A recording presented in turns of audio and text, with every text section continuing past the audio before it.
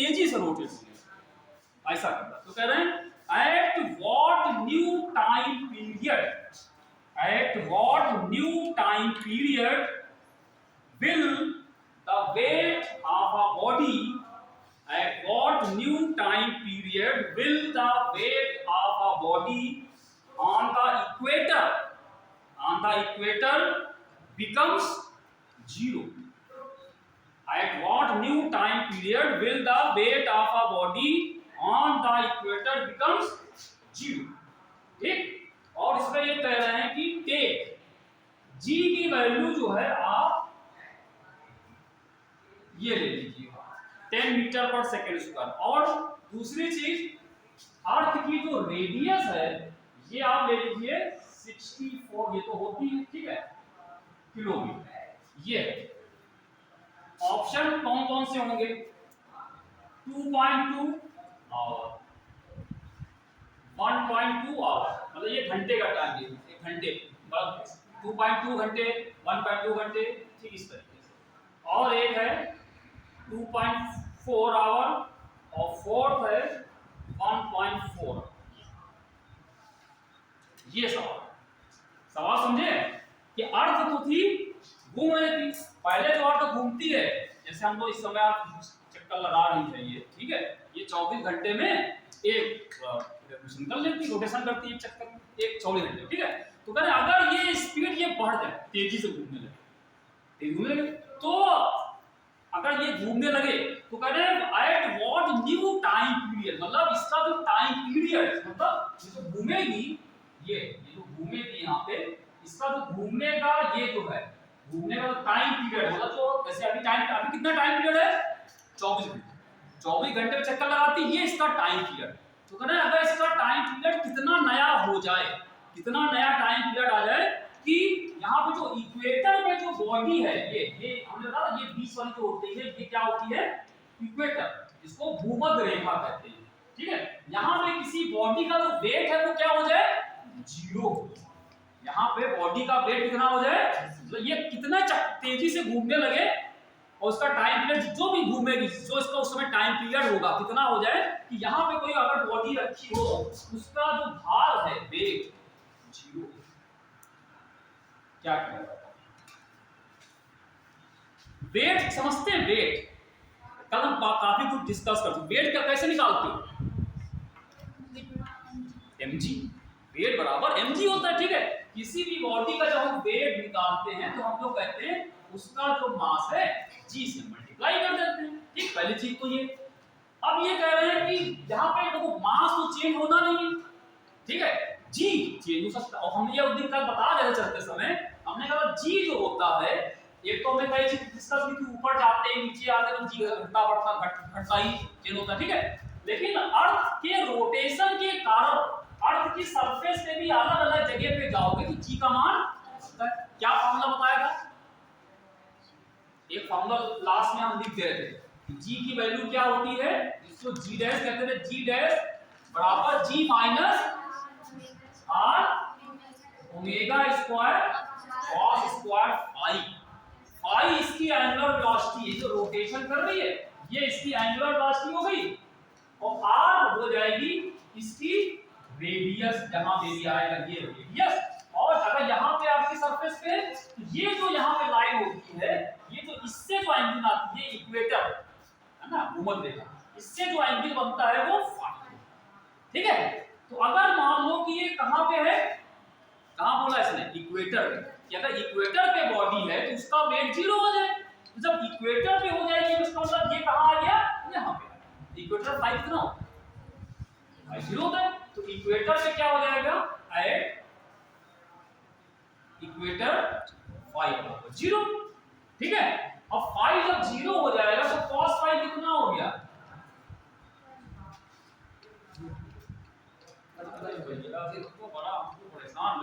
वही इतना सब बता चुके हैं, फाई अगर जीरो तो cos फाई 1 होता है यार, sin फाई जीरो होता है। वही बता, अभी हम बाहर यही बात कर रहे थे कि पुरानी चीजों को हमें बार बार बताना पड़ रहा है। तुम खुद बोलोगी हमें आता है, इसीलिए तो सिलेबस पूरा हम टाइम पे नहीं करा पा रहे हैं। हमको 4 दिन में ये खत्म करना था, लेकिन आज चौथा दिन है, कल हमें एक दिन और लगेगा तब खत्म करेंगे। ग्रेविटेशन को 4 दिन में हम खत्म करना चाह रहे थे, लेकिन हमको एक्स्ट्रा कल 5 दिन में खत्म कराएगा सिर्फ इसी वजह से। चलो कर दे, तो cos फाई 1 हो जाएगा, ठीक है। तो यहाँ पे cos फाई 1 हो गया, तो g डैश बराबर कितना, g माइनस, ठीक है। तो अगर यहाँ पे g की वैल्यू हो गई g, और g, ये g क्या चीज है, ये g जो पहले g होनी चाहिए, ये कौन सी चीज है जो पोल पे होती है, नॉर्थ पोल और साउथ पोल। यहाँ पे g का मान g ही है 9.8 सेकंड, ठीक है। अच्छा, तो ये आ गया। तो अब यहाँ पे वेट कितना हो गया बताओ भाई, वेट बराबर कितना हो गया, m g डैश, ठीक। और इसको m को ये रखो, g डैश बराबर g माइनस, और कह रहे हैं ये वेट कितना हो जाए, 0 हो जाए। जब 0 हो जाएगा तो भैया इसको 0 कर दो यहाँ, ठीक है। अब 0 करोगे तो क्या आएगा, m, तो m 0 हो जाएगा, बचा क्या, g minus r omega square बराबर 0। तो यहां से क्या निकला, g बराबर r ओमेगा स्क्वायर। यहां से आप ओमेगा निकालो, ओमेगा स्क्वायर बराबर कितना आया, g अल्फा। ये इसकी यानी इसकी जो एंगुलर वेलोसिटी अगर इतनी हो जाए तो उसका वेट 0 हो जाए। अब g का मान कितना कर रहे हैं, 10 रख ले, ये कह रहे हैं 8 कितना कह रहे हैं, ये कह रहे हैं ये रख, ठीक है। इससे ओमेगा स्क्वायर निकाल लेंगे, ठीक है, इससे हम ओमेगा स्क्वायर निकाल लेंगे। सिंपल सा सवाल था, ठीक है। तो यहाँ पे आपने क्या किया, ओमेगा स्क्वायर, और g की वैल्यू 10 मीटर पर सेकंड है, ये किलोमीटर में है, इसको मीटर करेंगे तो ये क्या आ जाएगा, यहाँ पे r जगह क्या रखोगे 6400, और किलोमीटर करोगे तो 1000 से मल्टीप्लाई कर दिया, ठीक है। ये ओमेगा स्क्वायर, ठीक है। लेकिन यहां से अगर ओमेगा स्क्वायर है तो ओमेगा कितना आ जाएगा, इसका अंडर रूट, ठीक है। अब देखो भाई अंडर रूट मतलब ये 1 0 कैंसिल हो गया, यहाँ पे कितना आ 1/64 इनटू ये दोनों जीरो एक साथ तो 10⁴ हो गया। इसका अगर अंडर रूट अगर निकालने को कहें तो ओमेगा बराबर कितना आएगा, अंडर रूट 64 का अंडर रूट, तो बोला तो क्या बोला 8, हाँ 8, इसका अंडर रूट ये कितना आया 1/800, ठीक। ये एंगुलर वेलोसिटी आ गई, लेकिन ये पूछ क्या रहा है, टाइम पीरियड पूछ रहा है। तो टाइम पीरियड और एंगुलर वेलोसिटी, टाइम पीरियड मतलब होता है एक चक्कर लगाने में लगा हुआ समय, और ओमेगा क्या है, एंगुलर वेलोसिटी रेडियन पर सेकंड। तो एक शायद आपने पढ़ा होगा t बराबर होता है 2π/ओमेगा, तो यहाँ ओमेगा रख के टाइम, ठीक है। यहाँ पे इसको रख देंगे तो आ जाएगा, तो ये आएगा 2π, और ओमेगा जगह 1/800, तो ये 800 ऊपर चला जाएगा, 2π × 800, इसको आप सॉल्व कर लेना। तो ये लेकिन ये इसमें टाइम पीरियड घंटे में दे रखा है, ये हम लोग निकाला ये सेकंड में आया। अब पाई क्या रखोगे 3.14, पाई यहाँ पे रखा जाएगा ये 2 × 3.14 × 800, ये आया सेकंड में, लेकिन इसमें सेकंड में लिखा नहीं है, घंटे में। तो 1 सेकंड में कितने घंटे होते हैं, 1 घंटे में कितने सेकंड 3600 भाई, 1 घंटे में 60 मिनट, मिनट को पढ़ो सेकंड में, घंटे में 60 मिनट, 1 मिनट में 60 मिनट, तो 3600 हो जाएगा, ठीक है। ये तो इसको यानी कि 3600 से डिवाइड करो, ठीक है। आप इसको डिवाइड कर देना, इसको यानी कि 60 × 60 से, ठीक, तब ये घंटे में नजर आएगा। अब ये सॉल्व कर लो, बताओ कितना हो रहा है, ये दोनों जीरो इससे कट गए, ठीक। अब ये पूरा आएगा, 2 को काटो इससे, और ये आया, और कटेगा 3.14, 8 को 3.14 से मल्टीप्लाई करो, इससे डिवाइड कर दिया, और सिंपलीफाई कर लो, इसको 4 से 2 से काटा, ये नीचे हो गया, नीचे कितना आ रहा है 9 है ना, नीचे हो गया 9, ऊपर हो गया 3.14 को इससे मल्टीप्लाई करो,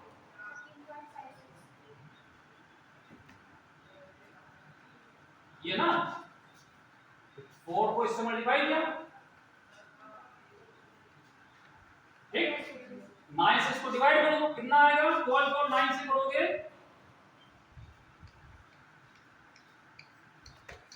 12 को 9 से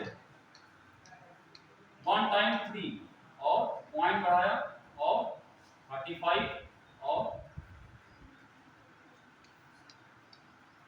1.3 कुछ आएगा 1.3 लग, ठीक है 1.3 लगभग इसमें से कौन लग 1.2 भी है 1.4 भी है, कौन सा लिया जाए? तो ये जो 1.3 आगे इसको राउंड फिगर निकालो तो 1.4 आ जाएगा, ये 1.4 वाला इसमें ऑप्शन सही है। अब देखो यहाँ वो क्लोज है 1.2 भी 1.4 भी, तो क्या करोगे? देखो पहले पूरा कर दो, पहले सॉल्व। हां पहले आपने 9 से किया 3 और 35 ये 6 1.39 आ रहा है 1.39 आएगा, ठीक है। लेकिन हमने आपको उतनी बताया था जब मेजरमेंट वाला चैप्टर पढ़ाया था, हमने कहा था राउंड फिगर कैसे करते हो, तो 1.3 हम क्या लिख सकते हो? जब इसको हटाना है यहां से, तो अगर ये 5 से ज्यादा होगा तो इसके पहले वाला एक बढ़ जाता है, तो 1.4 आएगा, तो 1.4 ठीक है, समझ आया? तो ये सवाल था जो हमने चलते हुए बता दिया कि रोटेशन की वजह से जी की वैल्यू कैसे घटती बढ़ती कैसे चेंज होती, ठीक है। शुरू करें फिर आज की चीज, आज की कहानी शुरू करते हैं ना। पढ़ो भाई सही से, मेहनत करो सही से, ताकि तभी होगा, क्योंकि हमको पुरानी चीज ना बताने, पुरानी चीज तुम बताओ कि हाँ ये ऐसा होगा, अभी ऐसा करो तभी तैयारी होगी।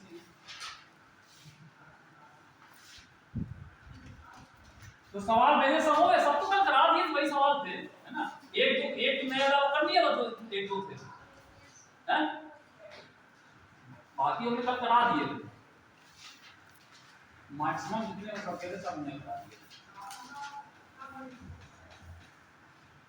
अब हमको यहाँ पे, अच्छा हाँ हमने कहा था आपसे वो पोटेंशियल को जब पढ़ लीजिएगा, पढ़ा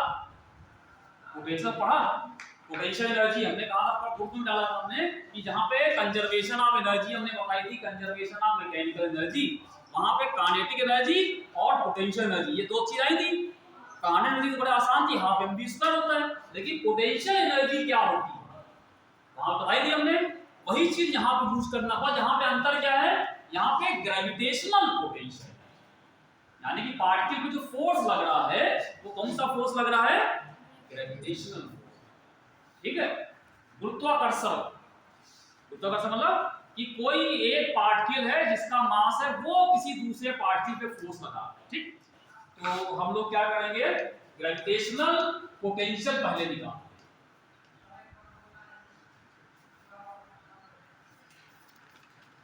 ग्रेविटेशनल पोटेंशियल, पहले पोटेंशियल की बात करेंगे फिर हम पोटेंशियल एनर्जी की बात, ग्रेविटेशनल पोटेंशियल फिर ग्रेविटेशनल पोटेंशियल, थोड़ा सा अंतर है। हाँ भाई पहले बताओ पोटेंशियल एनर्जी उसमें बताई थी, बताओ कितने लोगों ने पढ़ा है तो समझाएगा हमको, किसी पॉइंट पे पोटेंशियल एनर्जी कैसे निकालते हैं, पोटेंशियल कैसे निकालते हैं बताओ, क्या डेफिनेशन बताई थी हमने वहां पे कंजर्वेशन ऑफ एनर्जी में। देखो जब पोटेंशियल की बात करते हैं, पोटेंशियल एनर्जी की, तो पोटेंशियल एनर्जी कभी भी किसी एक पॉइंट पे नहीं है। पोटेंशियल एनर्जी बताने के लिए हमको दो पॉइंट, दो, ठीक। एक जिस पे आप बताना चाह रहे हो, एक पॉइंट जिसको कहते हैं रेफरेंस, बताया ना, रेफरेंस पॉइंट, ठीक है। या एक समझो इस तरीके से, मान लो हमारे पास दो पॉइंट्स हैं, एक पॉइंट ये है और एक पॉइंट जो था वो ये था, ठीक। अब यहां पे पार्टिकल है, उस पार्टिकल पे कुछ फोर्स लग रहा है, फोर्स लगाने वाला कुछ भी हो सकता है, जैसे मान लो अब जो हम लोग करने आ रहे हैं वहां पे क्या होगा, यहाँ पे एक ग्रेविटेशनल फील्ड होगी, ग्रेविटेशनल फील्ड हम लोग पढ़ चुके हैं, ठीक है, यहाँ फील्ड होगी और यहाँ पे एक मास m होगा जिसको हम एक जगह से दूसरी जगह ले जाएंगे। जब वो ग्रेविटेशनल फील्ड में कोई m मास रखा होगा तो उस पर कुछ फोर्स लग रहा होगा।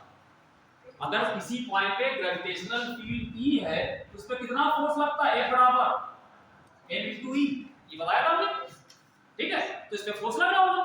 अब अगर इस पार्टिकल को जो फोर्स लग रहा है इसको हम एक जगह से दूसरी जगह ले जाएं तो हमें क्या होगा, उस फोर्स के अगेंस्ट काम करना पड़ेगा। और उस पे फोर्स इधर लग रहा है, हम इसको उधर ले जाना चाहें तो क्या करोगे, अगर इस पे इधर की तरफ कोई बल लग रहा है तो हम उसको आगे ले जाना चाहें तो क्या करेंगे, हमको अपनी तरफ से फोर्स लगाना पड़ेगा। ठीक है, और मान लो उसको धीरे धीरे ले जाएं, धीरे धीरे, तो क्या होगा, जितना फोर्स लग रहा था उस पे जो खींच रहा था हम उतना ही फोर्स लगाते रहे, आगे बढ़ता रहे। जैसे मान लो ये है, ये यहाँ पे रखा हुआ है, नीचे क्या है, अर्थ इसको खींच रही है, नीचे खींच रही, अर्थ पे कितना फोर्स लगा रही है, mg, इसका वेट लगा रही। अब इसको यहाँ से ऊपर उठाते हो तो क्या करते हो, अपने आप उठ जाता नहीं, आपको ऊपर तक फोर्स लगाते हो तब तो खींचता है। ऊपर फोर्स क्यों लगाया, क्योंकि अर्थ नीचे खींच रही थी, तो जितना फोर्स अर्थ लगा रही थी हम उतना ही लगा के इसको, अगर धीरे धीरे ले जाना चाह रहे हैं तो उतना ही फोर्स लगा के इसको हम ले जा सकते हैं। ठीक है, यानी जितना फोर्स वो लग रहा था उसके अपोजिट उतना ही लगाएंगे, लेकिन डायरेक्शन उसकी अपोजिट करके हम ले जा सकते हैं। और जब हम फोर्स लगाएंगे और कुछ दूर ले जाएंगे तो हमें कुछ कार्य होगा, वर्क होगा, वर्क। तो वही यहाँ पे हमको निकालना है कि अगर देखिए हमने कहा 2 पॉइंट ले ले, एक पॉइंट हमने कहा कि ए ले ले, इसको ए कह दें, इसको बी कह दें, मान लो 2 पॉइंट, एक ए और एक, और किसी पार्टिकल को हम एक पॉइंट ए से बी तक ले जाते, ए से बी तक ले जाते, एक से बी तक हम उसको ले गया, हम बाहर से ले गया, और जहां पे ये पार्टिकल रखा था, यहाँ पे पार्टिकल रखा होगा तो वहां पे इस पे कुछ फोर्सेस लग रहे होंगे। ठीक है, ये फोर्सेस लग रहे होंगे, मतलब फील्ड भी होगी, फोर्स लग रहा होगा।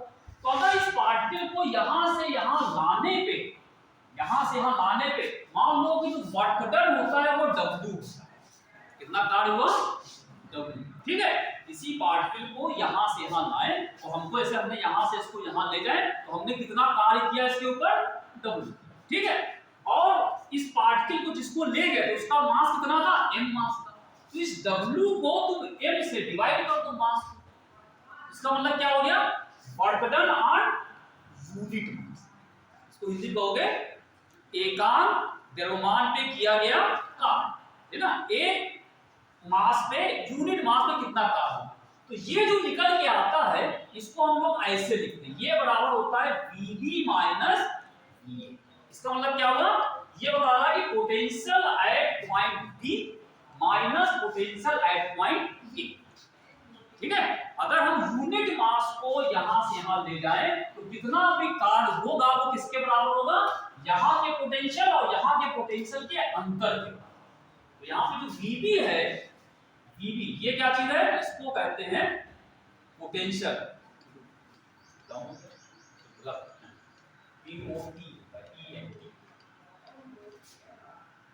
POT, potential of B. ठीक, और ए क्या होगा, पोटेंशियल ऑफ, यहां पे दोनों का डिफरेंस से निकाला है। अगर हम एक पार्टिकल को एक जगह से दूसरी जगह तक ले जाते हैं तो कितना कार्य हुआ और पार्टिकल का मास हटा दो, तो मास से डिवाइड कर दो। ठीक है, तो वो जो क्या बताएगा, दोनों के पॉइंट के बीच का पोटेंशियल का अंतर, यहाँ का पोटेंशियल माइनस यहाँ का पोटेंशियल, और इसी को हम Vb माइनस Va को हम लोग डेल्टा V लिखते हैं, चेंज इन या इसको कहेंगे पोटेंशियल डिफरेंस, दो पॉइंट के पोटेंशियल का अंतर। क्लियर, तो डेल्टा V हो जाएगा, ये कहलाएगा पोटेंशियल डिफरेंस, ये बराबर आ गया W अपॉन। क्लियर, समझा। ठीक, तो अगर 2 पॉइंट हम ले लें, अब यहां से यहां लाने को कार्य क्यों हुआ हमें बता दिया, क्योंकि उससे पहले से फोर्स लग रहा होगा तो उसको खींच रहा होगा, हम उसके अपोजिट ले जा रहे हैं तो हमें कार्य करना पड़ेगा।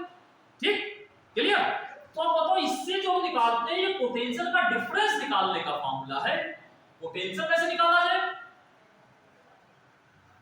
भाई, Vb और Va कैसे निकालें, ये तो दोनों का अंतर निकल के आया। ठीक है, समझा मेरी बात, ये क्या निकाला हमने, 2 पॉइंट के पोटेंशियल का डिफरेंस।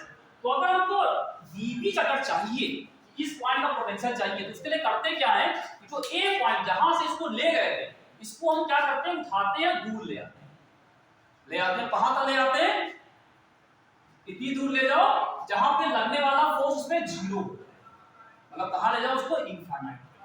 तो इसको ए को उठाया और यहां से बढ़ाते गए, कहां ले गए, इंफिनिटी पे पहुंचा दिया। जबकि अनंत में पहुंच जाएगा तो वहां पे कुछ चीज ही नहीं होगी, वहां पे इतनी ज्यादा दूर हो जाएगा कि जो यहाँ पे जो फोर्स लग रहे थे ये सब फोर्स सब खत्म हो जाएगा। जब खत्म हो जाएंगे तो वहां पे क्या होगा, जब वहां पे फोर्स जीरो हो जाएगा तो वहां पे इसका पोटेंशियल भी क्या हो जाएगा, VA का जीरो। ठीक है, तो जब ये चीज हो जाएगी यहाँ पे जीरो, जब VA जीरो हो जाए तो क्या आएगा, ये जीरो हो गया तो क्या बचा, देखो VB माइनस जीरो बराबर W/M। तो यहां से VB कितना आ गया, ये अब क्या हो गया, तो VB कैसे, VB का मतलब क्या हुआ, ये VB कैसे निकला, इसका मतलब इंफिनिटी से किसी यूनिट मास को यहां तक लाने पे जो वर्क होगा वही उसका पोटेंशियल है। समझ आया, ये पोटेंशियल डिफरेंस निकाला जाने वाला तरीका है कि दो पॉइंट के बीच का। लेकिन जब इसमें से एक पॉइंट जो था इंफिनिटी पे पहुंच जाएगा, अनंत पे, और जब अनंत पे पहुंच जाएगा क्योंकि ऐसी जगह पहुंच गया जहां पे आसपास कुछ नहीं है, अनंत पे, ठीक है, तो उस पर कोई फोर्स भी नहीं लगाएगा। जब कोई फोर्स लगाए तो क्या होगा, पोटेंशियल भी जीरो हो जाएगा। ठीक है, तो वो हम जीरो मान लेते हैं या जीरो होता ही, ठीक है। तो वहां से यहां पे आने, अब इसको क्या करेंगे, इंफिनिटी से यहां तक जब लाएंगे तब हमको कितना कार्य होगा वो क्या देगा, इस पॉइंट का पोटेंशियल।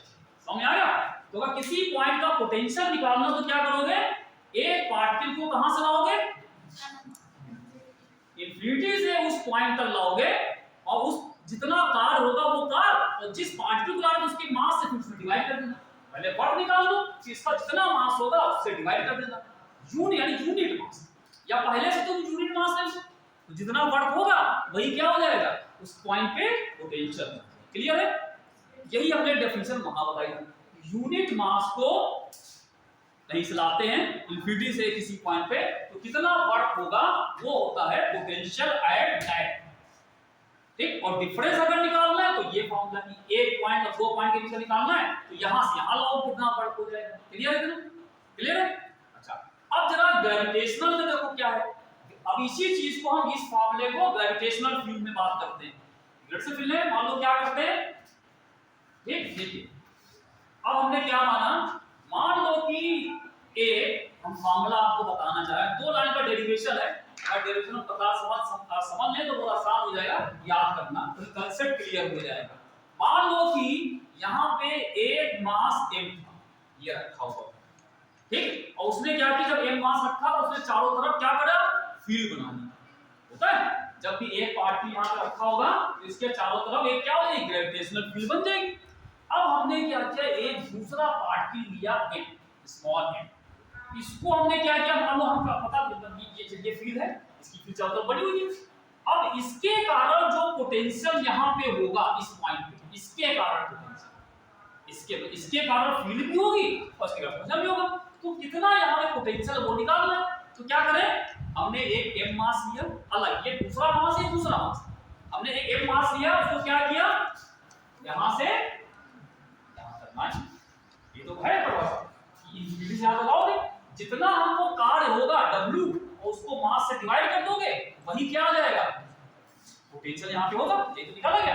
अब देखो, अगर इस m मास को इंफिनिटी से यहाँ तक लाते हो, मान लो इसको यहाँ से खींच के ला रहे हैं, धीरे धीरे करके हम उसको ला, ठीक है, तो जल्दी नहीं है, आराम से लाना है, ठीक है, जल्दबाजी नहीं करना, ना तो ये m मास कहीं भागेगा, ठीक है, ना स्मॉल m भागेगा, सब वही रहेगा, और इसको इंफिनिटी से हम धीरे धीरे खींच के ला, जल्दी नहीं, आराम से धीरे धीरे ला, ठीक है। मान लो कि लाते लाते एक समय को यहाँ पे रोक दिया हमने, यहाँ पे रोक दिया, और उस समय ये जो पॉइंट था उससे यहाँ से दूरी कितनी थी, x। तो ये बताओ, अगर जब वो ये पार्टिकल यहाँ से यहाँ पे कुछ दूर आ गया है, यहाँ पे आ गया है, तो इनके बीच फोर्स कितना लग रहा होगा, ये कितना फोर्स लगाएगा,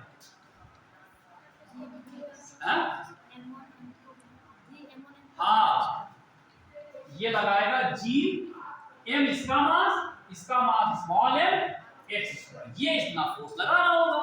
और क्योंकि ये फोर्स क्योंकि निगेटिव होता है, नहीं, ये फोर्स इधर होगा, इधर होगा, इधर फोर्स लग रहा होगा, ठीक है।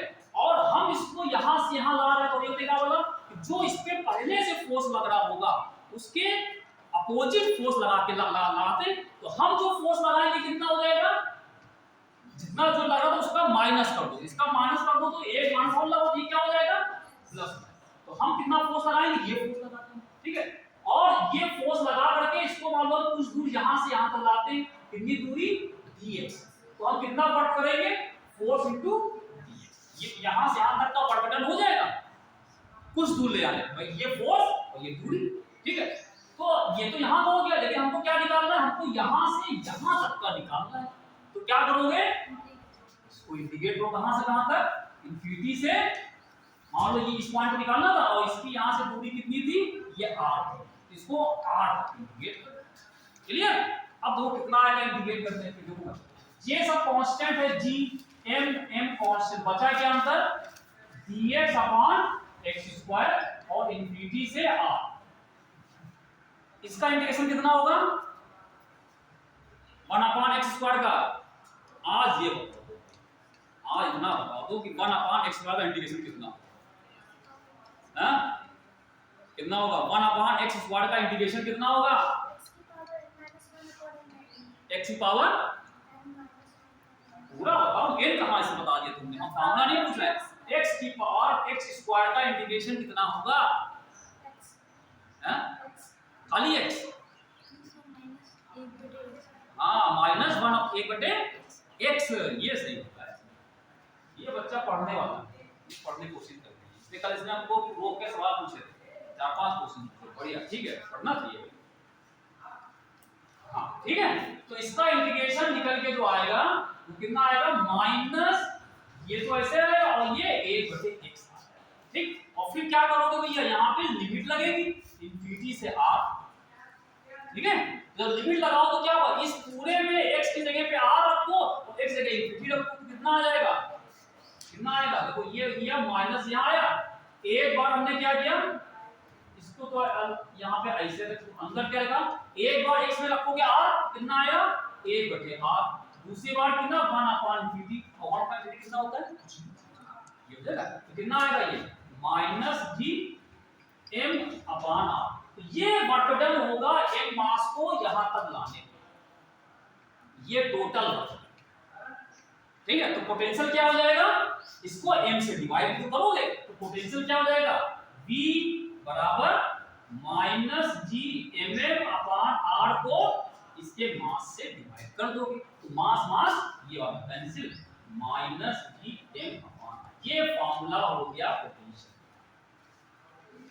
ठीक है। अब इसमें क्या हुआ, जिस मास को हम ला रहे थे वो इसमें नहीं आया, वो कहां है, इसमें तो गायब हो गया, कौन सा मास है, ये किसका मास है, इसका, मतलब ये उसका मास लिया जाएगा जो फील्ड प्रोड्यूस कर, मतलब अगर m कैपिटल M मास यहाँ पे रखा हुआ है तो इससे आपसे कहें r दूरी पे पोटेंशियल कितना होगा, तो g इसका मास अपॉन इससे जो दूरी माइनस में आए, तो ये फार्मूला है। अगर सीधे फार्मूला बता देते तो भी कोई प्रॉब्लम नहीं थी, लेकिन हमने डेरिवेशन बताया ताकि समझ में आ सके कैसे, ताकि आप समझो कंसेप्ट क्या है, कि डेफिनेशन है कि हम इंफिनिटी से यहां तक ला रहे हैं, हमने कितना टोटल वर्क किया, ये समझ में आया।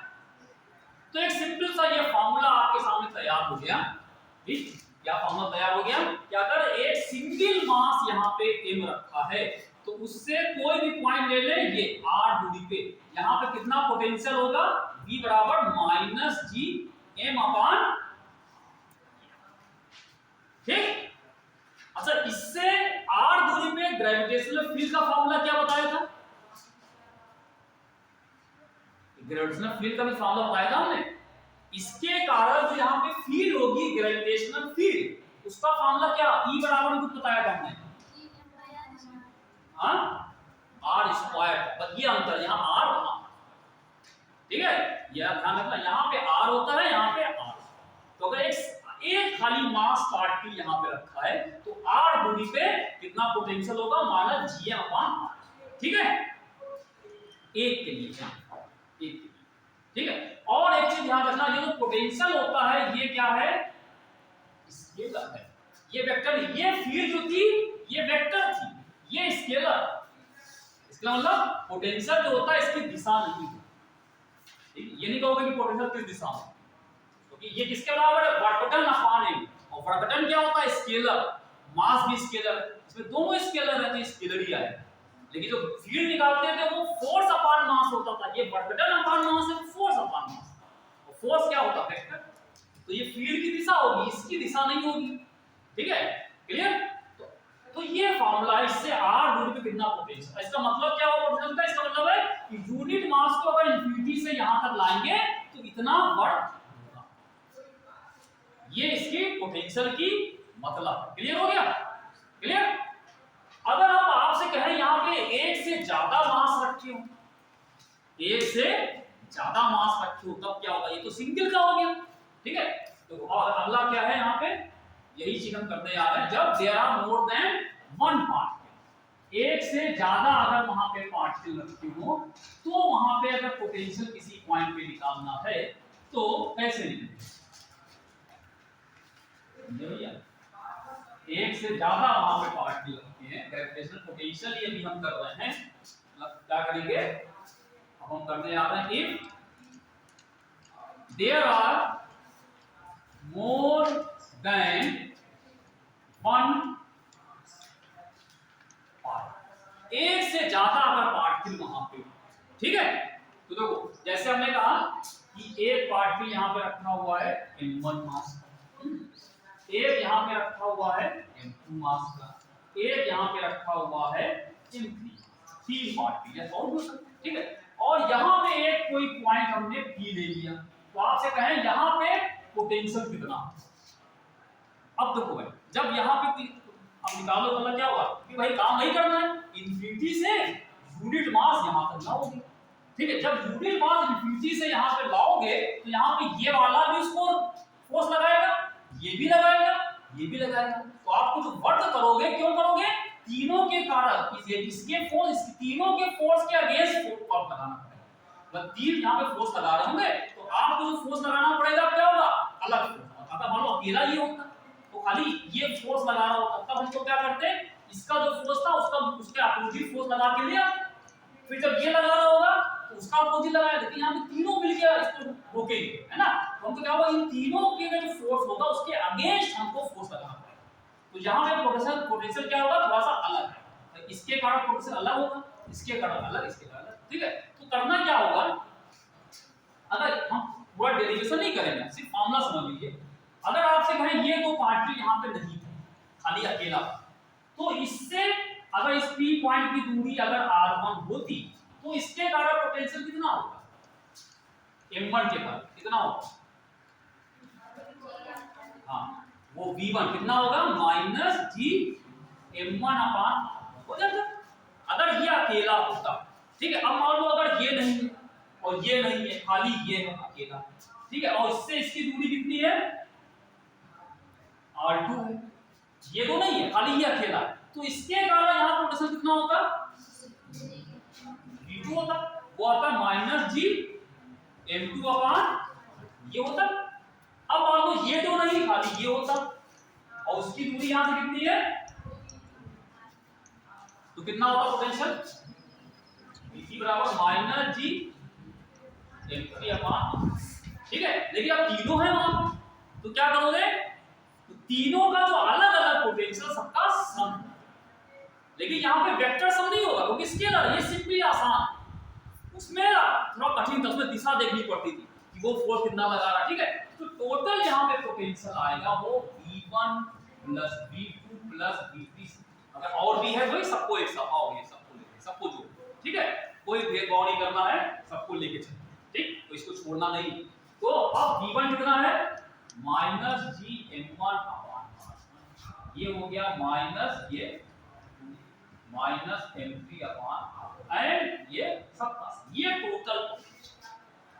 अब ये जो पोटेंशियल निकल के आएगा, टोटल आएगा, वही क्या बताएगा कि यूनिट मास को अगर हम इंफिनिटी से यहां तक लाते तो इतना होगा, ठीक है।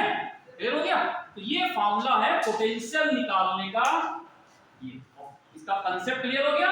यूनिट मास को अगर हम किसी ग्रेविटेशनल फील्ड में किसी पॉइंट पे लाते हैं तो जितना वर्क होगा वही होगा, या फिर अगर यूनिट मास नहीं है, कोई m मास का है, तो कितना वर्क होगा उसको मास से डिवाइड करना। क्लियर? सवाल ठीक है? सवाल देखते हैं, हटा दें।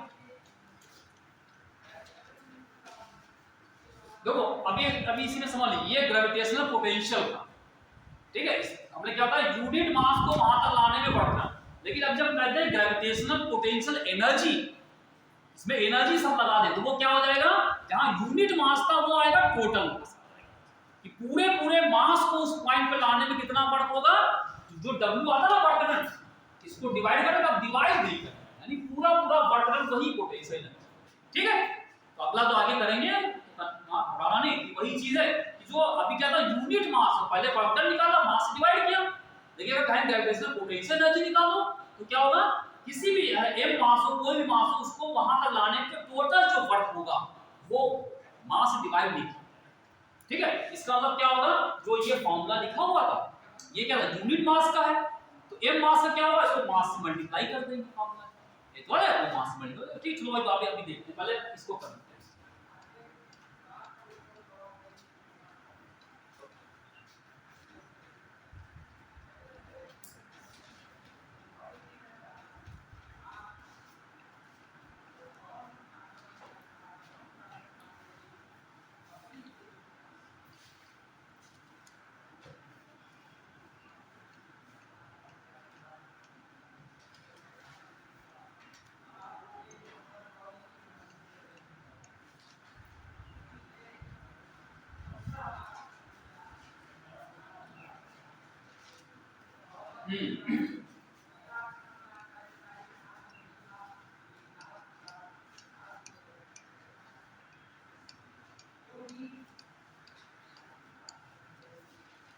एक सवाल है कि थोड़ा आसान सा सवाल है कि find the gravitational potential, find the gravitational potential at the centre of a triangle.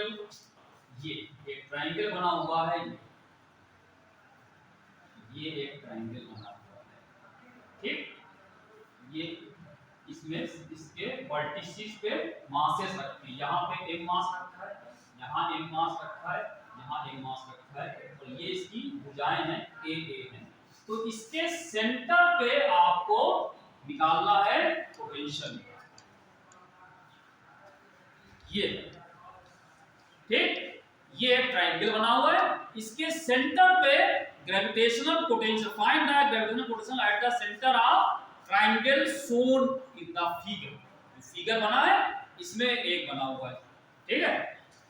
और देखो भाई ऑप्शन भी हम बता दें क्या लिखे हैं। पहला लिखा हुआ है -gm/√3a, दूसरा ऑप्शन है -√3gm/a, तीसरा ऑप्शन है -3√3gm/a, और फोर्थ ऑप्शन है -gm/3, ठीक है। ये बताओ भाई क्या किया, ये है सेंटर। देखो जब सेंटर होता है तो ये इसकी यहां से दूरी, यहां से दूरी और यहां से दूरी बराबर, ठीक है। और वो चलो थोड़ी देर के लिए x मान, क्या करेंगे, इस ट्रायंगल के सेंटर पे, सेंटर जो भी बना हुआ है, सेंटर ने बना रखा है, अगर मान लो इसको O पॉइंट कहते हैं, ये सेंटर है, तो यहाँ पे कितना ग्रेविटेशनल पोटेंशियल होगा, कैसे निकालेंगे बताओ, क्या करेंगे?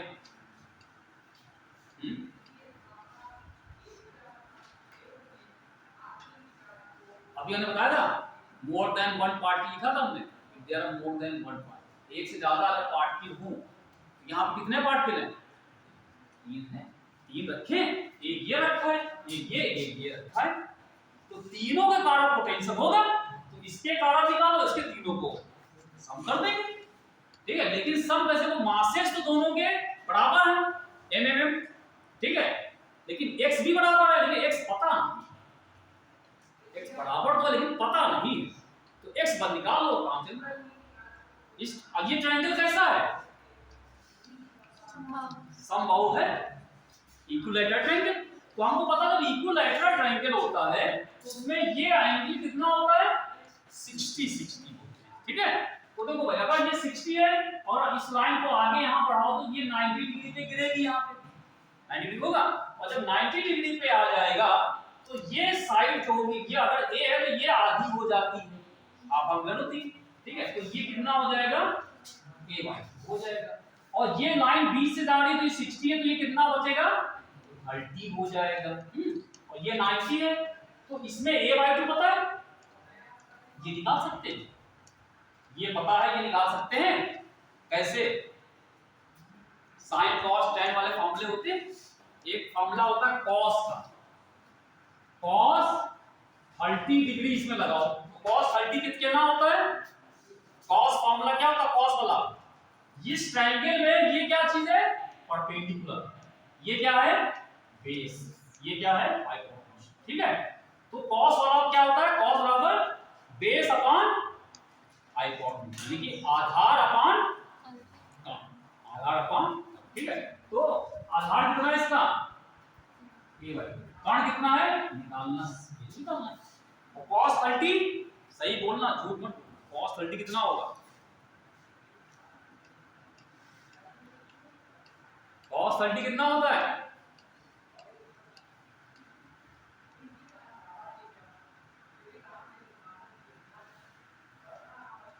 टेबल बना के तो हम सब साफ हो गए, सभा सेट कर देंगे। √3/2 cos 30 होता है रूट sin 30 1/2 cos 30 √3/2, ठीक है। तो cos 30 हो जाएगा √3/2 और ये a/2x, तो यहां से x निकाल लीजिए, क्रॉस मल्टीप्लाई करके ये 2 2 कैंसिल हो गया, तो x बराबर कितना आ जाएगा a/3, ठीक है। ओके, अब कुछ नहीं रहेगा, आप सीधे निकाल दो। तो इसके कारण पोटेंशियल पहले x निकालो, v1 बराबर -g, इसका मास कितना है m/x, x की वैल्यू ये रखेंगे, x की वैल्यू ये, तो √3 ऊपर चला जाएगा, -√3gm/, ये इसके कारण निकाल दोगे, सब तीनों सेम आएंगे, x तो बराबर है तो तीनों को ऐड करोगे, तीनों को -3 बार कितना आएगा, तो यही v2 भी हो जाएगा, यही v3 भी आएगा, सब बराबर आएंगे, सब v1 v2 सब बराबर -√3gm/, ये तो आएंगे तीनों बराबर, तो तीनों को सम करो, क्या है तीनों 3 से मल्टीप्लाई हो जाएगा, तो टोटल बराबर क्या होगा, टोटल पोटेंशियल बराबर v1 प्लस v2 प्लस सबको तीनों जोड़ो कितना आएगा, -3√3, ठीक हो जाएगा, सही है।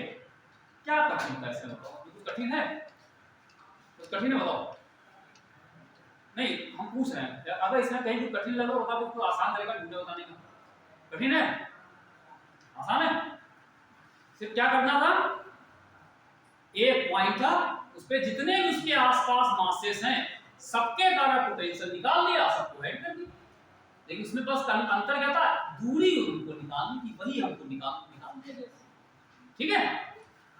तो ये है, इस तरीके से सवाल था, ये हम लोग इस तरह से निकाल,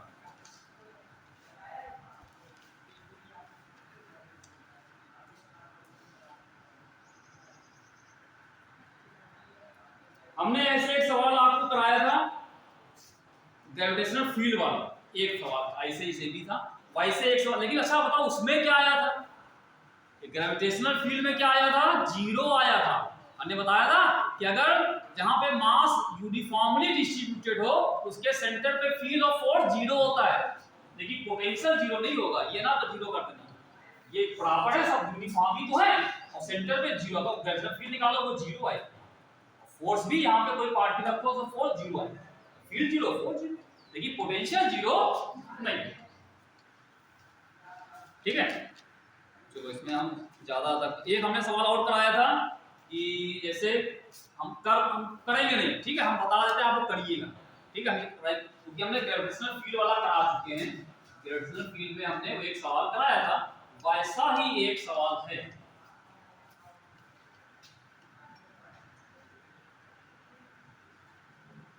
जहां पे जीपी बना था, ज्योमेट्रिक प्रोग्रेशन, हाँ जीपी वाला, वैसा ही सवाल यहाँ पे भी दिया हुआ है कि अगर एक एक्स एक्सिस पे कई पार्टिकल रखे हों एक्स एक्सिस पे, तो उसके सेंटर पे कितना पोटेंशियल होगा ये निकालना होगा। ठीक है, हम सवाल आपको भेज देंगे, ठीक है, भेजेंगे, आप कर लीजिएगा कि अगर finite number of bodies each of mass 2 kg are situated on x axis।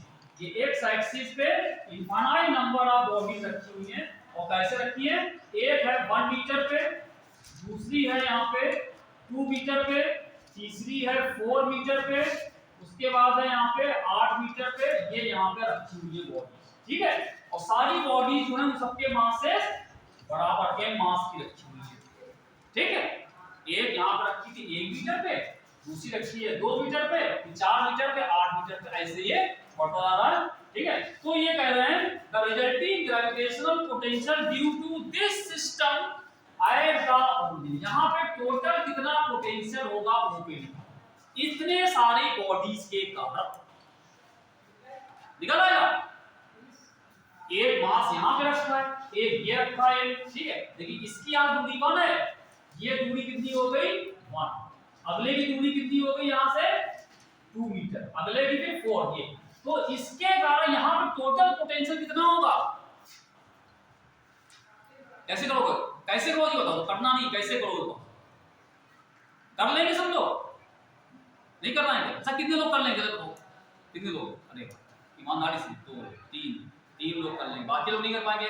ठीक है, बाकी लोग बताइए कि क्या समस्या आ रही है, क्या समस्या आ रही है, बाकी 3 लोग कर लेंगे, अच्छी बात है, बाकी लोग क्या समस्या के हाल क्या नहीं समझ पा रहे हैं। यहाँ पे टोटल पोटेंशियल निकालना है तो क्या करना चाहिए, अभी हमने कराया, क्या करोगे, कैसे किया था उसमें, यहाँ पे कितने पार्टिकल रखे हैं, ये 4 नहीं और भी इनफाइनाइट है। ठीक है, 4 तो दिखाई दे रहे हैं, अनंत होंगे यहाँ, ठीक है, अनंत, हरि अनंत, हरि कथा अनंत था, ऐसे होता है, वैसे यहाँ पे इतने अनंत पार्टिकल यहाँ पे रखे हैं। तो अब बताओ, अगर एक यहाँ पे रखा है, तो अगर एक यहाँ पे होता तो यहाँ पे कितना पोटेंशियल उसके कारण होता, इसके कारण अकेला यहाँ पे अगर अकेला होता तो इसके कारण यहाँ कितना पोटेंशियल होता, हाँ कितना होता, बराबर माइनस जी, इसका मास कितना m, और यहाँ से दूरी कितनी 1 मीटर होता, क्यों भाई, और अगर वहां पे अगर ये होता तो कितना होता, माइनस जी एम अपॉन 2 होता। अब क्या कठिन है, इसका होता जी एम अपॉन 4 होता, ये सब होता, तो अब सारे हैं तो टोटल क्या आ जाएगा सबको, टोटल नहीं तो करना है, अब तो हो जाएगा, और जब जोड़ोगे तो जी एम सबका बाहर आ जाएगा, तो इसका ये आएगा, दूसरे का कितना आएगा टोटल जी एम अपॉन 2, तीसरे का G M upon 4, G M upon 8, ये बढ़ता रहेगा, इसमें क्या आएगा माइनस कॉमन है और जीएम भी बाहर कॉमन है, अंदर आएगा क्या 1 आया, यहाँ पे 1/2, 1/4, 1/8 ये आ गया। अब ये क्या है, वही चीज शायद जीपीआर आ जाएगी, a अपॉन 1 - r करके लिखा है ना, वही बात हुआ क्या, इसमें फोर्स ना, ठीक हो जाएगा।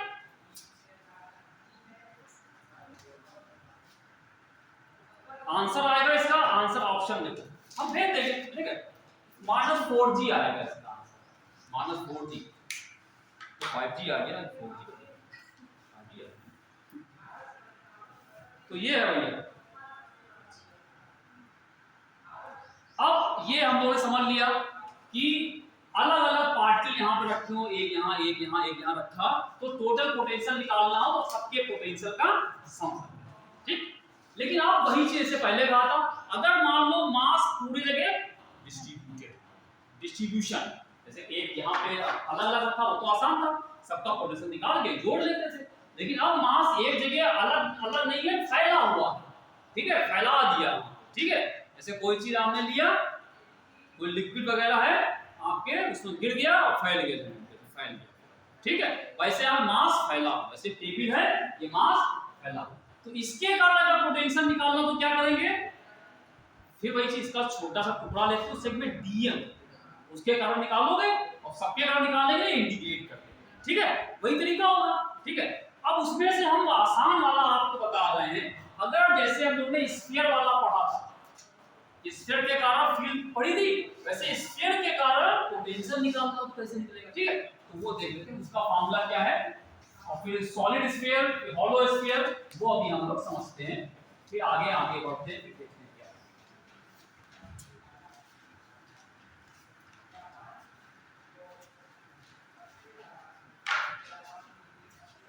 वो टाइम लेके आया, वो 2 घंटे पढ़ाया, तब जल्दी सिलेबस हो गया, आराम से आया। वो उसका खा भी लाया, तो खाने की चीज यहाँ खा लो, ठीक, आप ब्रेक लेके थोड़ा खा लो, बैग में रखा हो और किनारे बैठे खा लो, कुछ कहेंगे हम मांगे की चिंता नहीं, ठीक है, अकेले खा लेना, तो टेंशन वाली बात नहीं। तो अगर आपसे कहें एक हमारे पास जैसे ये potential due to hollow sphere, या इसको हम लोग कहते हैं स्फेरिकल सेल, ठीक, स्फेरिकल सेल के कारण पोटेंशियल अगर निकालना हो तो कैसे निकालेंगे, ठीक। देखो भाई ये स्फेरिकल सेल, यानी मास कहां है, इसकी सरफेस पे फैला हुआ, ठीक है, इसका पूरा मास कैपिटल M है और इसकी रेडियस कितनी है r, ठीक। तो देखो जैसे हमने इसकी क्या कहते हैं हॉलो स्फीयर की फील्ड निकाली थी, ग्रेविटेशनल फील्ड निकाली थी, उसका फॉर्मूला 3 फॉर्मूले बताए थे हमने, एक जब पॉइंट बाहर होगा, एक सरफेस पे और एक अंदर, वही यहां पे भी होगा। जब पॉइंट बाहर है तो क्या होगा, सरफेस पे तो क्या होगा, अंदर है तो क्या होगा। तो अगर हम मान लें कि पॉइंट क्या चीज है, पहले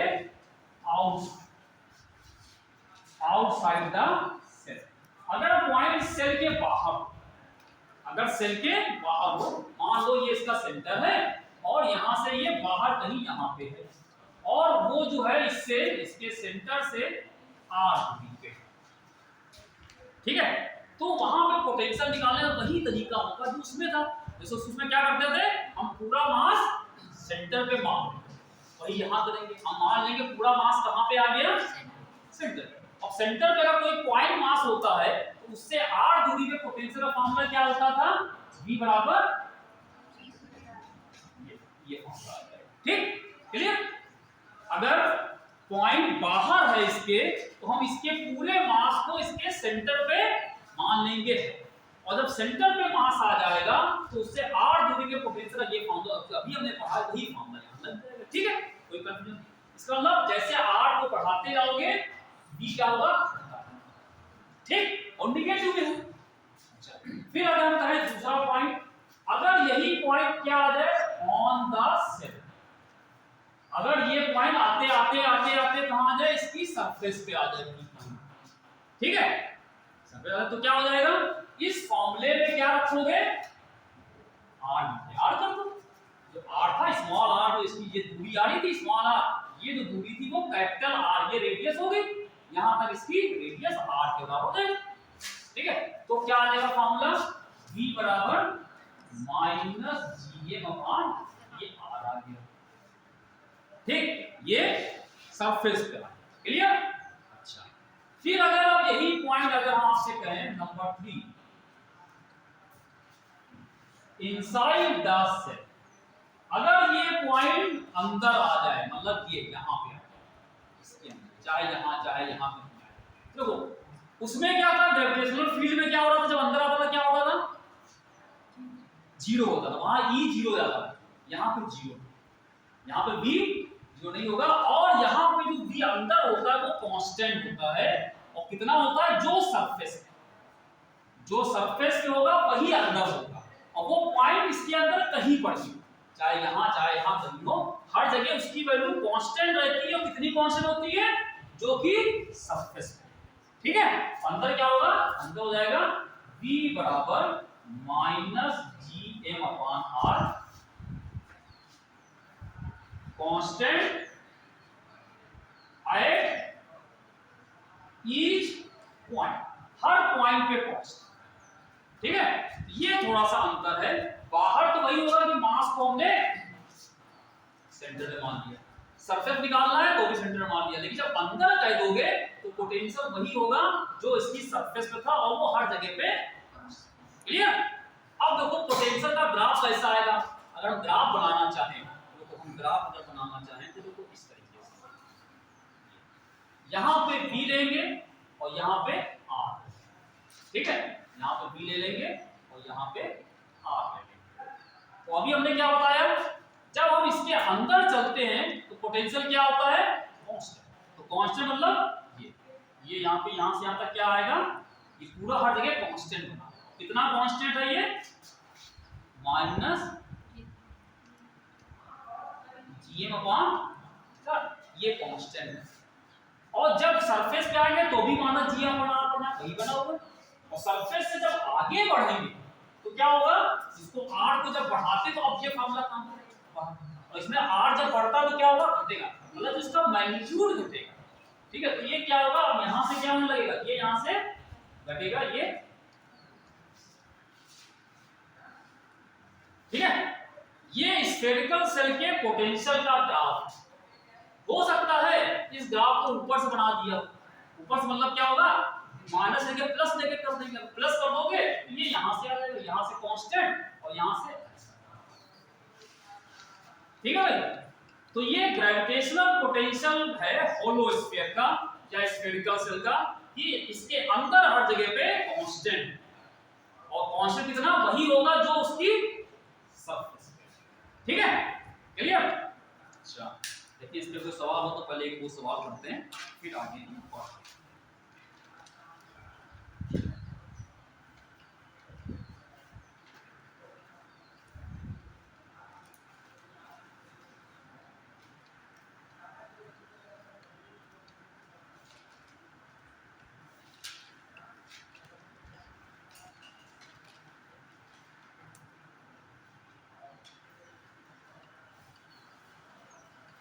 अच्छा, वैसे आपसे इसी चीज को हम घुमा के ऐसा बात करें, मान लो हमारे पास, ये समझ गया कंसेप्ट क्लियर पूरा हो गया, एक सिंपल सी चीज अगर हम यहां बनाने जा रहे हैं,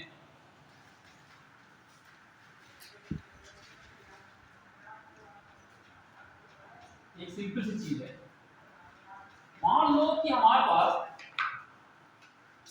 समझिएगा ध्यान से, एक ये स्फीयर है, स्फेरिकल सेल, ठीक है, और यहां पे एक और आ गया, ठीक, ये यहाँ पे एक और आ गया स्फेरिकल सेल, जो आ गया, और अंदर वाला जो था उसकी रेडियस, मान लो बाहर वाले की रेडियस हो गई r1, दो सेल, दो खोखले गोले हैं, एक ये एक छोटा एक, और इसका मास m1 है, अंदर वाले का m2, ये किसी को m1 m2 कह सकते हैं ना, ये। तो अगर मान लो कोई पॉइंट यहां पे हो तो यहां पे पोटेंशियल कैसे, अब क्या करें, इंटीग्रेशन करो। हमने इंटीग्रेशन कहीं कराया, बताओ हमने कहीं कराया, हम तो आसान तरीका बना रहे हैं कि इंटीग्रेशन करना ना पड़े। अभी जो हमने बताया है ये इसी से करो, इसी से हो जाए, और कैसे हैं,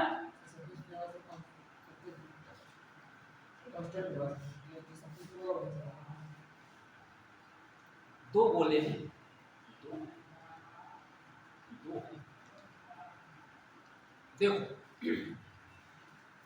यहां पे अगर हम आपसे कहें ये पी पॉइंट, तो ये जो पी पॉइंट है इस बड़े वाले गोले के अंदर, बड़े वाले गोले के अंदर, तो हमको पता है किसी गोले के जब अंदर होता है तो जो इसकी सरफेस पे होता है वही अंदर होता है। तो अगर आपसे कहें ये जो गोला था ये m1 मास का है ना, तो इसकी सरफेस पे कितना होगा पोटेंशियल, बताओ इसकी सरफेस पे कितना होगा, माइनस जी m1/r1, ये तो होगा इसकी रेडियस है।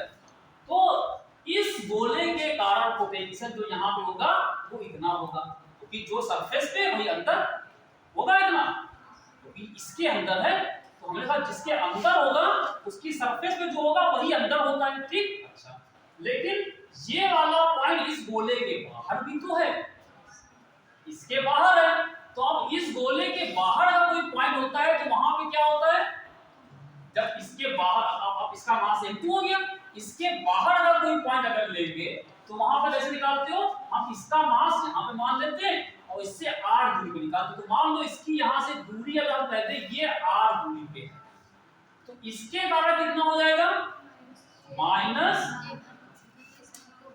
जी m2 अपॉन r, ये क्योंकि ये इसके बाहर है तो यहाँ पे पोटेंशियल दो के कारण होगा, एक इसके कारण और एक इसके कारण। ठीक, अब इन दोनों का सम निकाल लीजिए, समझे? क्लियर हो गया?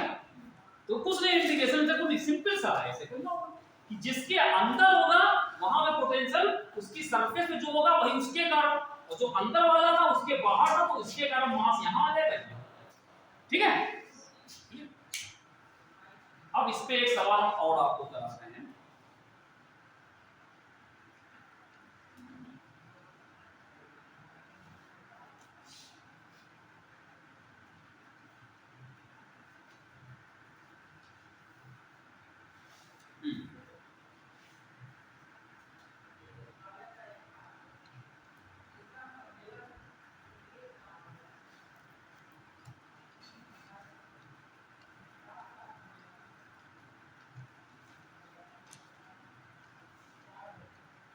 एक सवाल देखो आया है, ये आया है 2011 और 2010 में आया।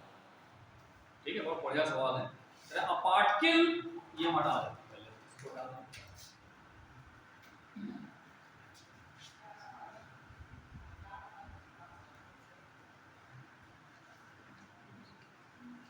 ये करके हम सॉलिड स्फीयर को समझते हैं। ये तो हॉलो स्फीयर था, ये सॉलिड, और सॉलिड स्फीयर समझ लेंगे तो हम अर्थ की बात कर लेंगे। ठीक है, सॉलिड स्फीयर जैसे वैसे अर्थ।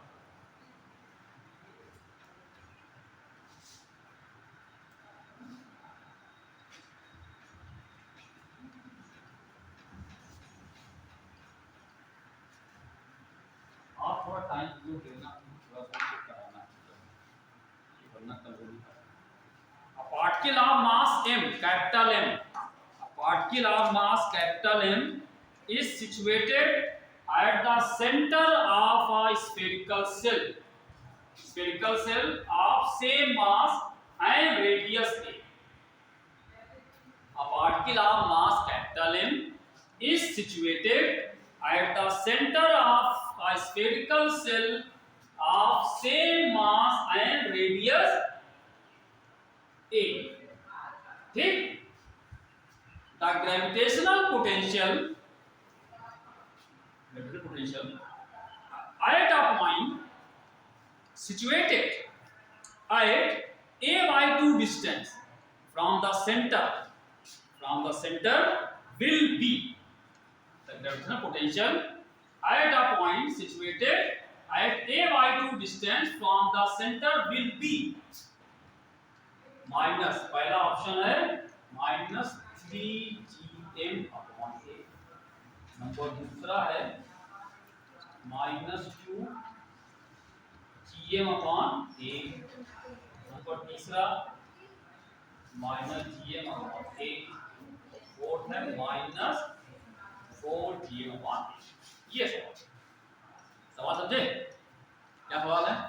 सवाल रखो, कह रहे एक पार्टिकल है जिसका मास है कैपिटल, वो एक स्फेरिकल सेल है, उसके सेंटर पे है, जैसे ये एक स्फेरिकल सेल बना ले और उसके सेंटर पे एक मास का पार्टिकल रखा हुआ है, और जो सेल है इसका भी मास m है, था ना कि पार्टिकल मास है situated at the centre of spherical shell of same mass.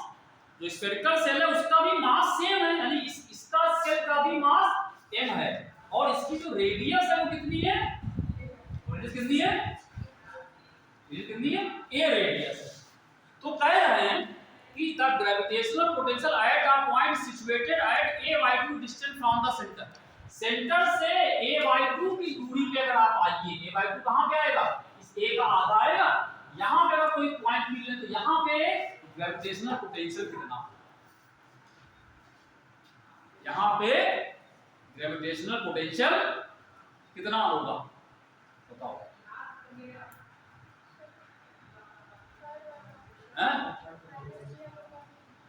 Third वाला होगा, कैसे पता?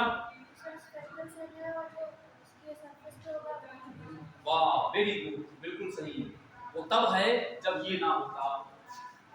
ये भी तो है, ये भी तो है। क्या लिखा हुआ, एक स्फेरिकल सेल है, उसका मास m है, उसके सेंटर पे एक ये भी तो बैठे हैं।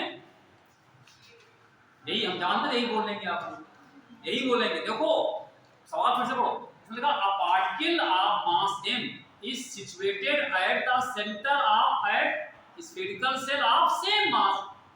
मतलब एक m मास का पार्टिकल को यहां पे रखा गया है और ये स्फेरिकल सेल पहले से m थी। अगर ये m यहां पे ना होता, देखो भाई ये अगर ना होता, यहां वाला खाली स्फेरिकल सेल होता तो सही था कि जो इसके सरफेस होता और यहां पे होता। तो अभी ऐसा हमने आपको दो वाले को करके बताए, तो यहाँ पे पोटेंशियल एक तो इसके कारण होगा जो कि सरफेस पे, इसके सरफेस कितना है minus G M upon a surface, वही इसके कारण होगा। लेकिन एक पार्टिकल यहाँ भी तो रखा है, वो भी तो पोटेंशियल प्रोड्यूस करेगा, इसके कारण कितना होगा, इसके कितना होगा नहीं, ये पार्टिकल यहाँ सेंटर पे एक अलग से पार्टिकल रखा है, इसके कारण यहाँ पोटेंशियल कितना होगा r कितना है a/2 लिखा है ना, तो इसके कारण कितना पोटेंशियल हो जाएगा, ये हो गया v1, तो इसके कारण हो गया, इसके कारण माइनस जी मास इसका भी m है, ठीक है, और ये दूरी कितनी है ये,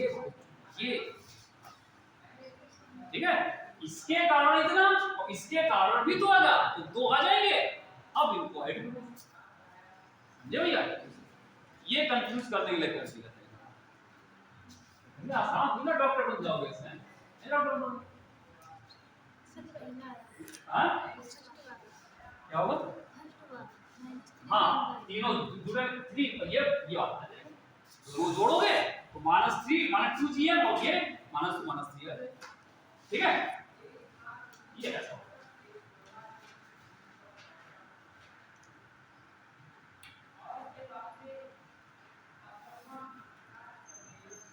हाँ भाई, अब आते हैं सॉलिड स्फीयर। अगर हम सॉलिड स्फीयर की बात करें तो सॉलिड स्फीयर का कैसे होता पोटेंशियल, ठीक है, ये क्लियर हो गया।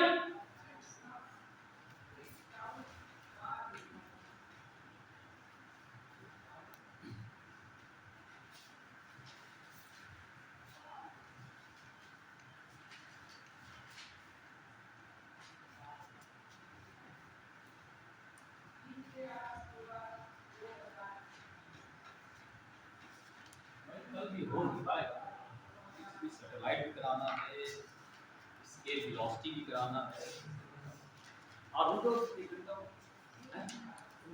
जाओ ना, रुक जाओ, करा देना, निपटा देना। हाँ सॉलिड स्फीयर,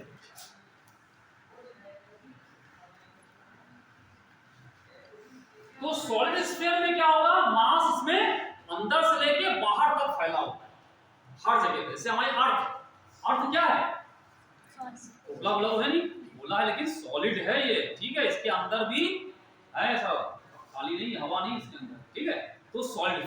तो जो सॉलिड स्फीयर का पोटेंशियल होगा वही अर्थ का पोटेंशियल भी वही का, दोनों का फॉर्मूले एक ही होगा, जो हम सॉलिड लिखेंगे वही इसका लिखेंगे। तो देखो इसके लिए वही चीज होगा, अगर ये सॉलिड स्फीयर है, ये इसमें पूरे में हर जगह पे, यहाँ पे हर जगह पे मास, हर जगह पे है, ठीक, हर जगह मास, और टोटल मास m है और इसकी रेडियस है ठीक है।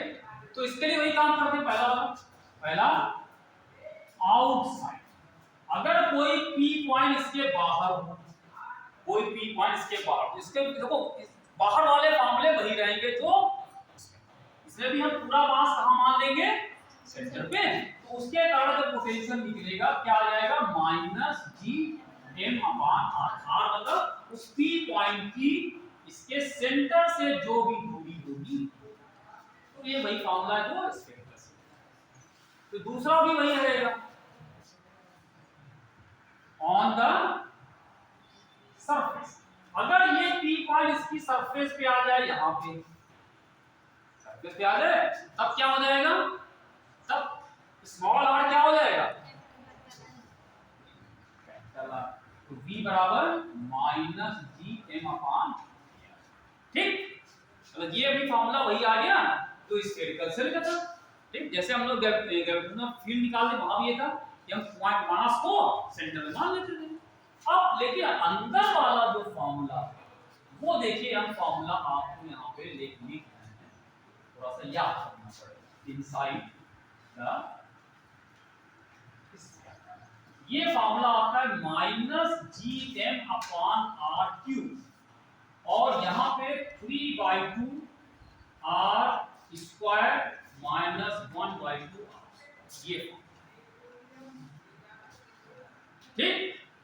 अंदर अगर निकालना है वो जी एम तो कांस्टेंट, कैपिटल आर इसकी रेडियस कांस्टेंट, ये स्मॉल आर क्या है, अगर इसके अंदर कोई पॉइंट इसके सेंटर से आर दूरी पे अगर है तो यहाँ पे पोटेंशियल का ये, ठीक है। तो अंदर वाला फॉर्मूला चेंज हो गया, बाकी सब यही। अगर अर्थ का निकाला जाए, जो हमारी अर्थ है इसके कारण पोटेंशियल, अर्थ की सरफेस हम लोग ऊपर है, सर्कल के हम लोग सर्कल के बाहर है ना ऊपर, तो हमारे लिए कौन सा काम करे, सबसे ऊपर वाला।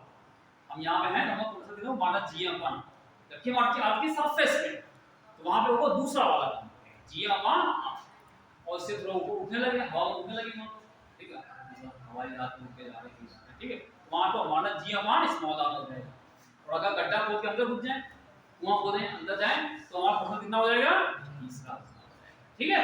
और स्मॉल आर क्या होगा, सेंटर से दूरी होगी, सेंटर से दूरी होगी उस पे। अब यही चीज अगर आपसे कहें, मान लो गड्ढा खोदते इसके सेंटर पहुंच जाए, हमने ऐसा गड्ढा खोद दिया कि हम कहां तक पहुंच गया, एक सुरंग बना दी हमने और या कुआं खोद दिया, और कहां तक गए, जहां अर्थ का सेंटर है, तो वहां पे जब वहां पे पहुंच जाओगे, यहाँ पे ओ पे आर क्या हो जाएगा, स्मॉल आर, 0, ठीक है। तो अगर आपसे कहें एट द सेंटर, जैसे हम आर के सेंटर में पहुंचेंगे तो वहां पे क्या हो जाएगा, आर बराबर 0, आर जब 0 हुआ यहां रख दो, तो कितना आएगा, बी बराबर,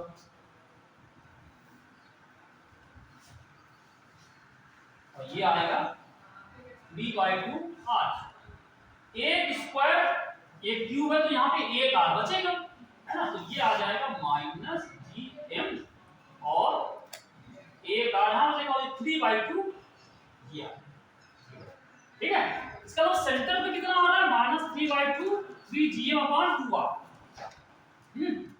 और सरफेस पे कितना था, gm अपान r, कौन ज्यादा है बता सकते हो, gm अपान r ज्यादा है कि ये ज्यादा है, ये ज्यादा है, ये खाली gm अपान r, ये 3/2 भी लगा है, और 3/2 कितना होता है, 3 को 2 से डिवाइड कितना होगा, 1.5, 1 से ज्यादा हो गया, तो ये ज्यादा हो गया, मैग्नीट्यूड में ये ज्यादा होगा, ये खाली gm अपान r था, और ये क्या है, इसमें 3/2 भी लगा है, तो 3/2 वैल्यू कितनी होती, 1.5, 1 से ज्यादा ही तो हुआ, 1 से ज्यादा चीज मतलब ये ज्यादा हो गया, तो सेंटर पे ज्यादा है, और सेंटर से जब आगे बढ़ोगे तो सरफेस पे आके कम हो गया, और उसके आगे बढ़े तो r बढ़ता गया, तो ये और कम कर रहा है, इसका मतलब क्या हुआ, सेंटर पे मैक्सिमम है, उसके बाद घटता है, ठीक है। मतलब इसका ग्राफ अगर बनाया जाएगा तो देखो इसका ग्राफ ऐसे बनेगा,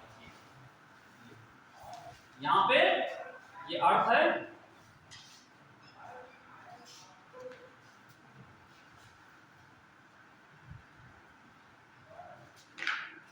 यहां से ये इसका सेंटर पे सबसे ज्यादा है, सेंटर सबसे ज्यादा, और उसके आगे बढ़ रहे हैं, सरफेस पे आते हैं, ये सरफेस पे आते आते ये कम हो जाता है, और आगे और बढ़ते हैं, ये लगातार कम होता जा रहा है, तो इसका ग्राफ कुछ यहाँ से कम होता रहेगा, ये कम होता है, ये कम होता है, ये लगातार सेंटर पे मैक्सिमम, और कितना है वो नहीं, हॉलो में क्या था, यहाँ सेंटर से कांस्टेंट चल, फिर कम होना चालू हुआ, ये सेंटर से ही कम होता चालू, और सरफेस पे थोड़ा सा कम है, इससे आगे और कम होता है, क्लियर। तो यही सॉलिड स्फीयर की बात कर ले या हम धरती की बात कर ले, पृथ्वी की, तो इसके सेंटर पे पोटेंशियल सबसे ज्यादा होता है, और सेंटर से ऊपर आते रहेंगे पोटेंशियल की वैल्यू लगातार कम होती जाएगी, सरफेस पे कम, और उसके ऊपर जब आते रहेंगे और लगातार, ठीक है। तो ये वेरिएशन हो गया पोटेंशियल का, ये ये V और ये यहाँ पे R है। ठीक है, हो गया सॉल्व। अब आते हैं अपनी चीज को क्या है।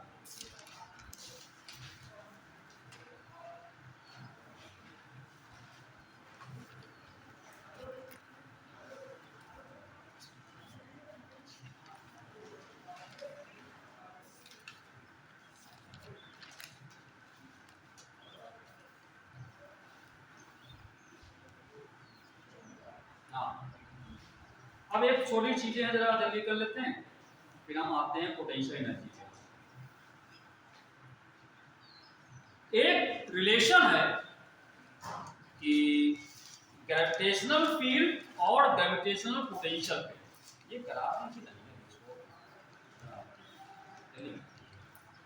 ग्रेविटेशनल फोर्स और ग्रेविटेशनल।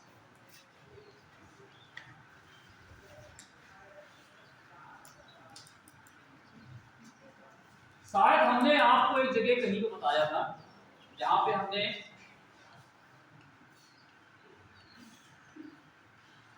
हमें भी उधर देख के जब वहाँ बच्चे ज्यादा होते हैं वो देख के वहाँ 35-40 बैठते हैं, यहाँ पे 10-7-8 बैठते हैं, उनको लगा था कि वो जा रहे हैं उस कमरे में, हमको जाने की बड़ी इच्छा होती है वहाँ ज्यादा लोग ज्यादा सुनने वाले पढ़ते भी नहीं पढ़ते हो। तो भाई अब हम क्या करते हैं, ग्रेविटेशनल पोटेंशियल और ग्रेविटेशनल इंटेंसिटी, क्या इनमें कोई संबंध है E और V में? ग्रेविटेशनल इंटेंसिटी का पढ़ी थी हम लोगों ने, ठीक है, और आज हमने ग्रेविटेशनल पोटेंशियल पढ़ा। तो एक हो गया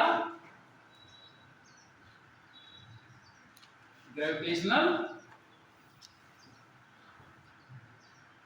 पोटेंशियल, ठीक, और एक क्या हो गया ग्रेविटेशनल फील्ड, ठीक, इसको हम लोगों ने E कहा, और ये था दोनों में एक रिलेशन। क्या रिलेशन होता है कि E बराबर होता है -dV अपान d, ये याद कर लीजिए, -dV अपान d, ठीक। मतलब अगर हमें किसी पॉइंट पे ग्रेविटेशनल पोटेंशियल पता हो तो उसको डिफरेंशिएट करके हम E निकाल सकते। अगर वो R में दे रखा है, अगर वो R में तो नहीं दिया होगा, वो जनरली क्या होगा x y z में दिया। अगर x y z में दिया होगा तो देखो क्या होगा, तब यहाँ पे क्या आ जाएगा, जैसे V है, जैसे फील्ड है, तो फील्ड के कंपोनेंट, फील्ड क्या चीज है, वेक्टर, और वेक्टर होता है तो उसके कंपोनेंट होते हैं x y z कंपोनेंट। तो अगर इसका E का x कंपोनेंट निकाले तो EX, तो EX बराबर होता है -del V upon del x, ठीक। इसी तरीके से y कंपोनेंट होता है -del V अपॉन, मतलब V को, तो ये समझते, ये हमने बता रहेगा पार्शियल डिफरेंशिएशन, इसको कहते हैं आंशिक अवकलन।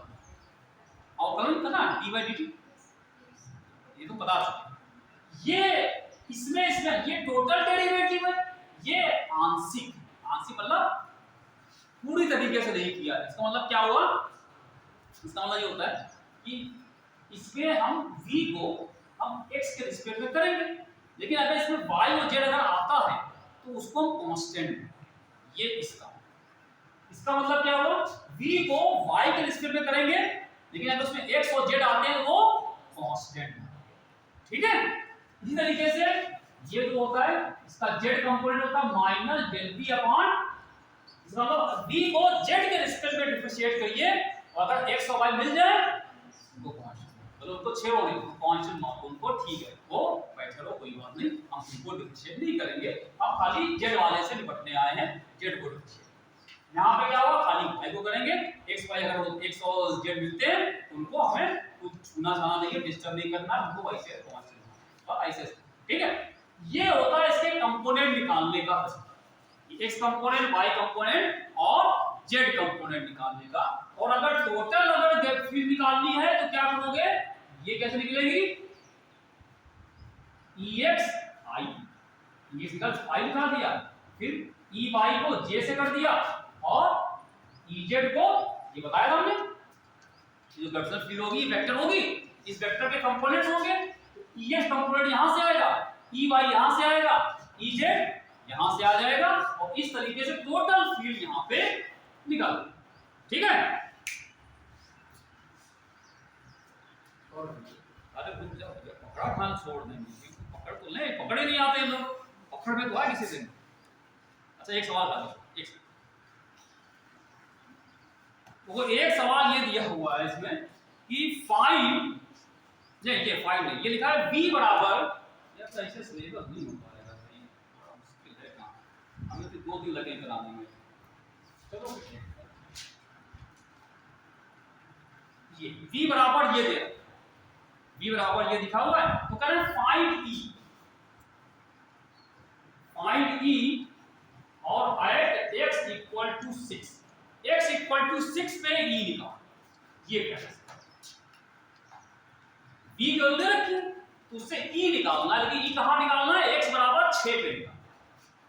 देखो भाई, अब देखो b में खाली x है, y z है ही नहीं, तो अगर आप यहां से e निकालो क्या आएगा, del v by del x, पता है। अच्छा हां माइनस भी लगा है, ये माइनस लगा देगी, इसके अलावा v को x के रिस्पेक्ट में डिफरेंशिएट कर दी, v को x के रिस्पेक्ट में तो क्या डिफरेंशिएट करोगे, minus del by del x, v कितना है 2/x, ये तो लिखा है।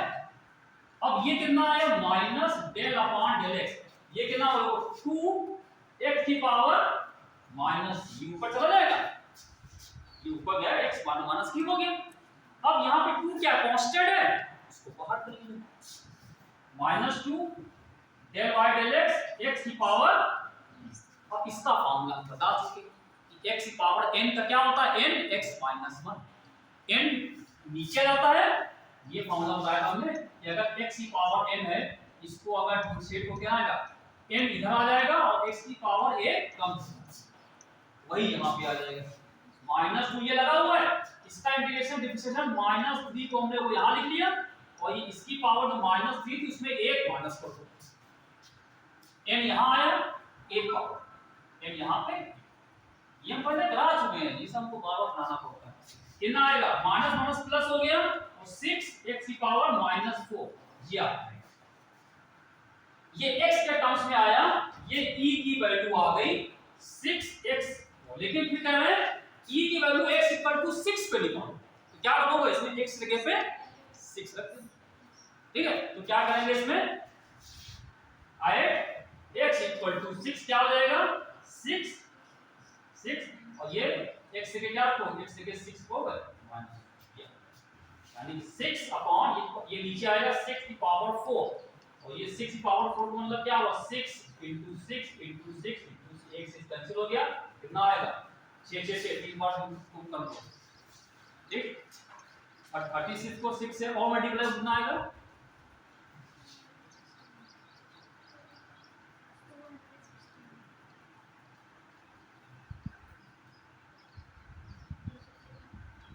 एक बटे 216 दिया, ठीक, ये आ जाएगा इस तरह, ठीक है।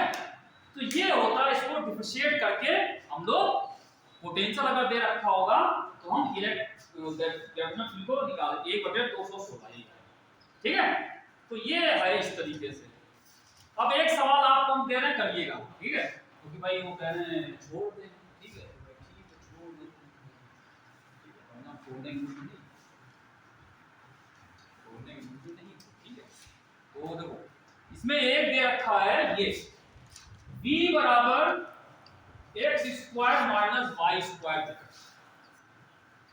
e बराबर x square minus y square, तो कह रहे हैं फाइंड e, e निकालो, फाइंड e, लेकिन कह रहे हैं एट 1, 1, ये करिएगा एट 1, 1 ये निकाल। अब इसमें क्या करोगे, सब पूरा हो v में x की y की है तो पहले x निकालना, जब x करोगे y इसमें करोगे y को कांस्टेंट मानोगे, फिर ये निकालना तो y करो 1 कांस्टेंट रहेगा, z वाला है ही को छोड़ देना, ठीक है।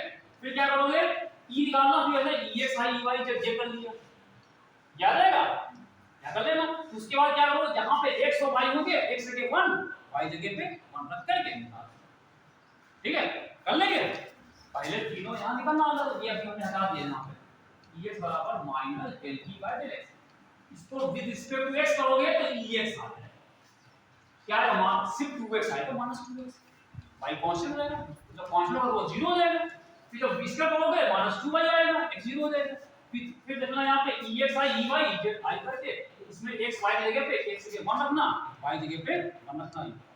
ठीक है, कर लेना। ठीक है, ना हो कल बताना, कल या जब भी मिलेंगे।